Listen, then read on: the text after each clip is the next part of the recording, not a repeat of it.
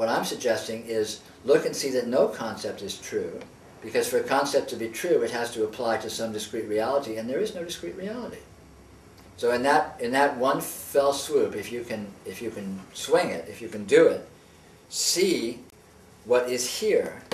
There are no separate things here. There are no separate conditions. There's a field, an indefinable, absolutely mind-blowing field of experience is the only object that's here. And so in what sense can the idea of a separate person apply to that? In what sense can the idea of vulnerability apply to that? In what sense can all of these concepts apply? And if you see the truth of that, all your concepts just become hypotheses that exist as possibilities within this field of totally unfathomable, mind-blowing experience. Do you follow that? Does that make any sense to you? I do follow that. Consciousness is a space. Consciousness is not like a pile of pebbles. Consciousness is a space which can look like a pile of pebbles. And likewise, our experience is a whole space. It's a whole unfathomable, infinite space of consciousness and energy. And the energy is made of consciousness, and the consciousness is made of energy, and it's all pure intelligence, and words fail. If we can see the truth of that, we're seeing reality. This is a complete, absolute mystery. Go into one of your senses, like sight. Look at something and realize you don't know what it is you're looking at. And from that perspective of unknowing, from that perspective of mystery, let it teach you what it is. And what it will teach you will not be verbal. What it will teach you will not be linear. It won't be discrete. It will be continuities of deep, deep, deep meaning and deep, deep presence. And that's real and it's true, but it is not computable. It's not communicable in human terms or in human language. It's an indescribable space of unfathomable phenomena. And even the concepts themselves are their own enemies, because these concepts are these ephemeral, subtle energies that are flashing through our consciousness, made of pure intelligence, and they're like waves or dragons or clouds, and just these amazing energy flows like rivers. So even as we're having these concepts, we're experiencing reality as it is. It's this just amazing multidimensional, indescribable phenomena in this amazing multidimensional, indescribable consciousness. But thought inherently isn't the enemy. Concepts inherently aren't the enemy. Believing that they're true is the enemy. Well, true and real is shaky words to get into, because you have to define them. They're certainly an experience, and that's all you can know about anything. So experience becomes the criteria of real or true. So what is doing the experiencing? Good question. Work on that. Is there an answer? Yes, there's an answer. But it can't be said in words. But there's definitely an answer. Go find it. If you look at what actually is happening in real time, in all of those circumstances, it's this amazing, mysterious, unknown, infinite energies arising in this amazing, unknown, infinite consciousness. Right. And that's not changing anything, because that's what it's always been. Right. It's just noticing the fact. The basic situation is that your histories are a fiction, because you don't know what the actual situation is. In other words, you're in a relationship with your kids, but you can't, and you have an idea what that relationship is. You need to take care of them and blah, blah, blah. But in actuality, you don't really know what that relationship is. You're constructing a relationship that you think, to some extent, you know what it is. But if you look closely, it's a mystery. You don't know what your kids are. You don't know what you are. You don't know. You say your actions have repercussions. We can speculate that maybe they do, but you don't know what those repercussions are. I mean, a lot of parents go out of their way to raise their kids great, and the kids just take a left turn, or the opposite. They're slapdash, and the kids come out great. You can't know. There's no one-to-one correlation. Learn from our experience, then.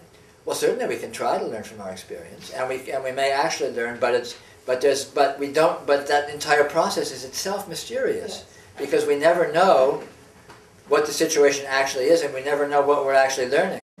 Our lives are fundamentally a question mark, even as we have our stories and our histories about what we think is going on that we hope is useful. Because we want to do a good job, we want to do the best we can.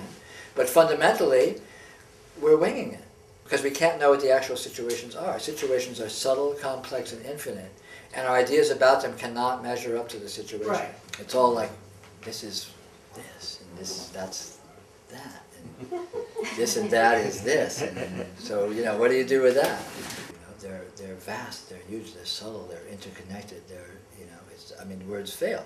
And I'm tossing all these words out as if they mean anything, and they don't. They can't capture it. Thank you.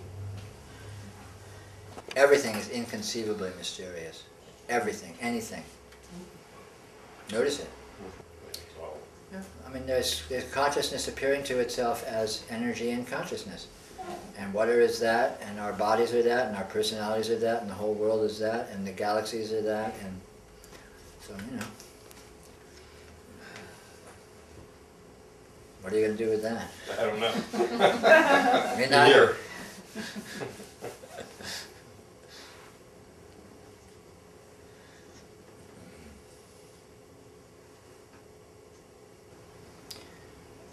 The truth is, we don't know what's going on here. We never have. When we were little children, we didn't know what was going on. And at some point, it seemed to become urgent to be able to pretend.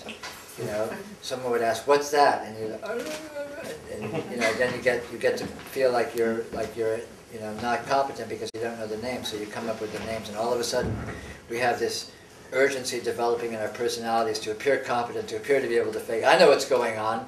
You know, I know my name, I know where I live, I know my phone number, I know what this is called, you know. And so I'm like a performing seal, you know. I can spit out all these things and appear to be competent and have a nice defensive, a nice personality, appear to be integrated. I'm functional, you know. I'm okay. I'm no problem with me. Don't arrest me, you know. don't look too close at what I do behind closed doors, you know. It's all like, you know, I'm okay, you know. No flies on me, and we all do this. But at the core, we're all these little children that don't have a clue what's going on. We never have had a clue. No one has ever had a clue what's going on. We don't know what's happening here. And resting in that simple unknowing is just the truth. It's just reality. And yet the fact that we don't know what it is doesn't make it go away. On the contrary, the less we know about it, the more we can see what it actually is. The more it communicates to us the qualities that it actually possesses. And the more we can see what we actually are.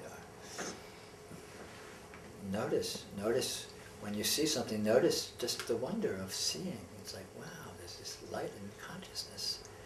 You know, and then notice you don't know what light is and you don't know what consciousness is, and those ideas fall. And then there's just, what? What is it? What is it? I don't have words, but here it is. And you stay with that, and you don't have words, but here it is. You don't have words, but here it is. And eventually, here it is. We have a lot invested in our pretense. The problem isn't so much that the pretense is hard to get out of. The problem is we cling to it. We like it. It's our game. We're good at it. It's like, hey, I got my shtick, you know. But eventually, you know, some of us find ourselves getting in a place where we just, you know, we just can't take it anymore. We want the real thing. You know, it's just, it's too much. It's too much, or it hurts, or it's suffering, or we're longing for something more nourishing, something more nutritious. We have the intuition that it's there. And those of us that find ourselves in that place, then that's the invitation to begin this process of moving into this new way of knowing, this very direct way of actually being what actually is without telling it what it is. Without saying, you're a house and you're a people and this is a satsang. And what's a satsang? You know, what on earth is a satsang? What on earth is a house? You know, what on earth is anything? You know? And just notice that mystery, because that mystery is what we are, and it's infinitely nourishing. It's infinitely supportive. It's like melting into an infinite warm sea forever. You know, I mean, it's just lovely. And that's where we are, and that's where we've always been. We just need to notice it. That's all. Get out of our own way. Anyway, it's about quitting time, so that's probably a nice place to leave it. Thank you all for coming.